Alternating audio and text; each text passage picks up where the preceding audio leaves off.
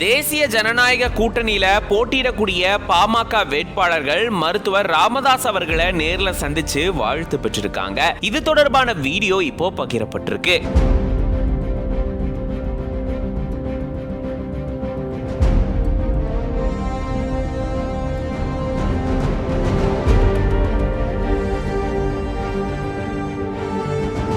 பாஜகவுடைய தேசிய ஜனநாயக கூட்டணியில சமீபத்துல பாமகவும் இணைஞ்சிருந்தாங்க. இந்த நிலையில தான் பாமக வேட்பாளர்கள் சம்பந்தமான அறிவிப்பும் வெளியாகி இருந்தது. அதை தொடர்ந்துதான் பாமக சார்பில் போட்டியிடக்கூடிய வேட்பாளர்கள் எல்லாரும் ஒன்னு சேர்ந்து பாமகனுடைய நிறுவனரும் மருத்துவர் ராமதாஸ் அவர்களை நேர்ல போயிட்டு சந்திச்சு அவர்கிட்ட வாழ்த்துக்களை பெற்றிருக்காங்க. இப்படி வேட்பாளர்கள் வாழ்த்து பெறக்கூடிய வீடியோ இப்போ பகிரப்பட்டிருக்கு.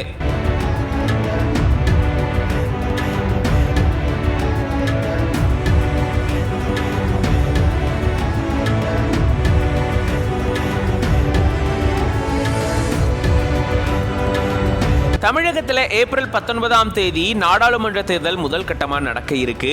இந்த தேர்தலை ஒட்டி இப்போ தமிழகத்துல அரசியல் களம் சூடு பிடிச்சிருக்கு. எல்லா கட்சிகளும் அவங்களுடைய கூட்டணிகளை தெரிவிச்சிட்டாங்க.